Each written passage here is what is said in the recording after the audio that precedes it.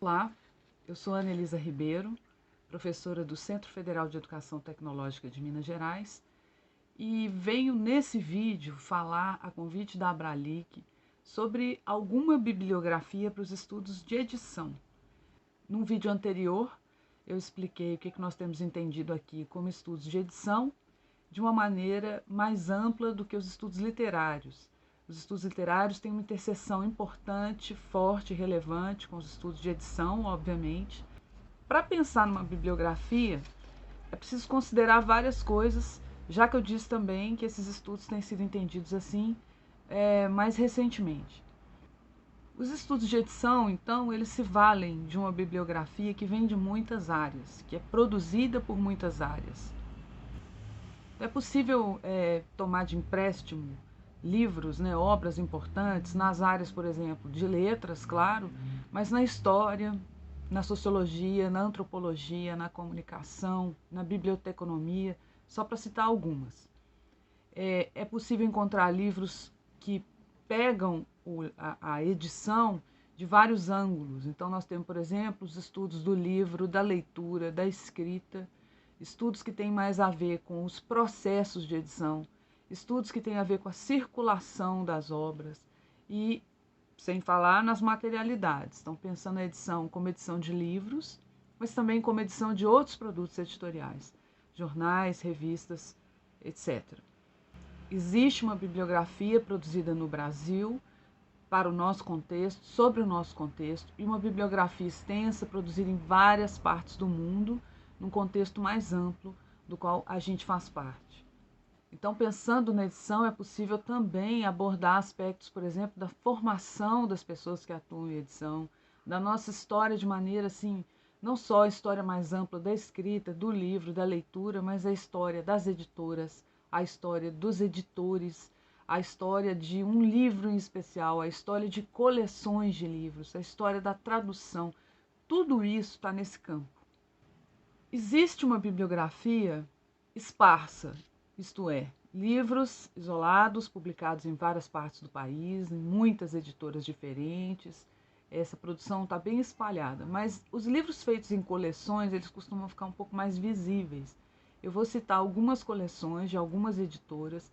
É interessante que editoras universitárias estejam investindo bastante nisso, investem muito, mas outras iniciativas também acontecem.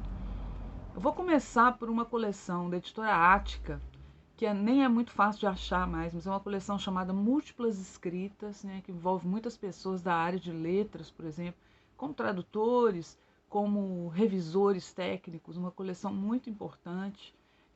Tem livro, ela foi feita ali nos anos 90, com livros traduzidos também, livros do Roger Chartier, por exemplo, que é uma referência inescapável que vem para nós via a área de história. A Unicamp também tem umas coleções muito interessantes, vocês vão ver, tô colocando aqui as capas para vocês identificarem, mas a Unicamp tem obras muito interessantes sobre isso. A Unesp produz também muitos livros sobre livros, ou livros sobre história do livro. Vou dar um destaque aqui para o John Thompson, que é um sociólogo, foi traduzido no Brasil, é um livro importante, que tem sido muito usado, Mercadores de Cultura. E o Thompson e o Thompson vem da trilha ali da sociologia e é inescapável também, então, passar pelo Pierre Bourdieu, principalmente no livro As Regras da Arte. É um livro muito usado para trabalhar no campo da edição. A EDUSP produz muitas coisas também, que são fomento para essa área, e vou destacar a coleção Memória Editorial, há muitas outras. A coleção Memória Editorial fala em específico de algumas editoras brasileiras, de produção de livros aqui, bem importante. E aí, numa conexão ali com a EDUSP também, a Ateliê Editorial, que tem uma coleção maravilhosa chamada Artes do Livro, traduz muito, tem traduções fundamentais, importantes, e muitas delas têm a ver mesmo com a história editorial. Para pensar umas outras coisas, por exemplo, aspectos do processo editorial, aqui em Belo Horizonte, no interior de Minas também, a gente tem feito um esforço criando uma coleção chamada Questões contemporâneas de edição, preparação e revisão textual, que são, já, ela está com 4 livros, vai ter um quinto esse ano. É uma coleção preocupada com o estudo da produção do texto para publicação. Nesse sentido, é um aspecto micro dentro desse universo, mas ele vem sendo tratado academicamente, institucionalizado também. Até um tempo atrás, a gente só encontrava bibliografia na forma de manuais, de dicas de língua portuguesa, por exemplo, e ultimamente, nos últimos 10, 15 anos, a gente tem encontrado material de pesquisa, usando aí metodologias diversas, aportes teóricos diversos, tem muita coisa na análise do discurso, e isso está também nesse grande campo da edição. Outro esforço que vem aqui de Belo Horizonte é a coleção Pensar Edição, ligada a um evento com um nome parecido, Pensar Edição Fazer Livro. A Pensar Edição está indo para o 4º volume, e a preocupação dela é trabalhar a edição pensando no livro, nas materialidades do livro, nas tecnologias do livro, nas tecnologias da edição. Tem um volume sobre literatura infantil, tem uma tradução importante chamada Sociologia da Literatura, de uma socióloga francesa, Gisèle Sapiro, e chegando agora uma tradução de um professor argentino que é bastante importante também para a área, que é o José Luiz de Diego, que chega por essa coleção aqui no Brasil.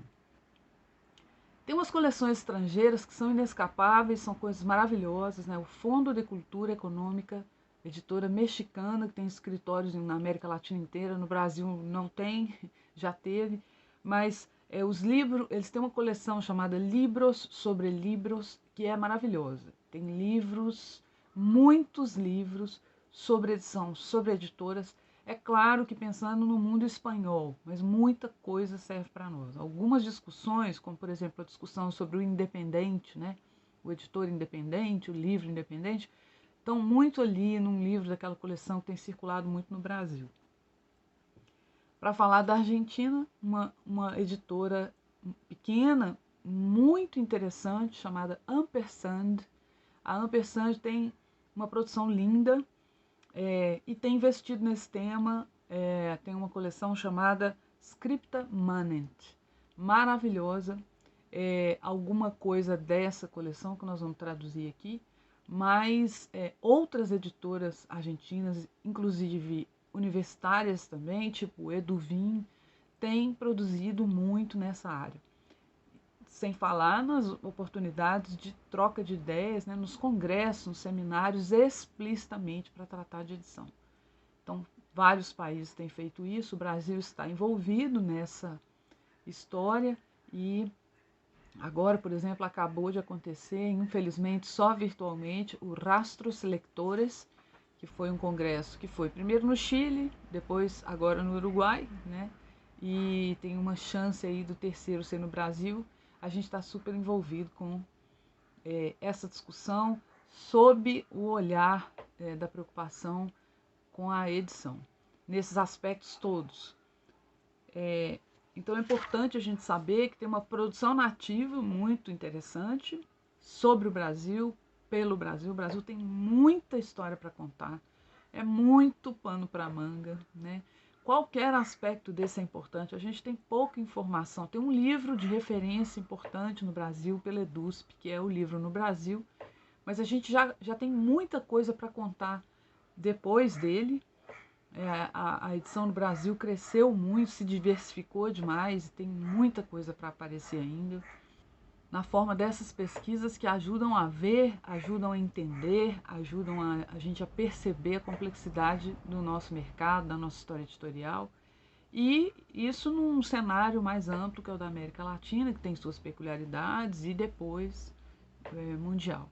Tem muita coisa também traduzida e por ser traduzida que nos ajuda a pensar no nosso contexto. É isso, eu espero ter dado assim uma pincelada, tem muita coisa interessante, a gente pode articular isso com muitas outras coisas.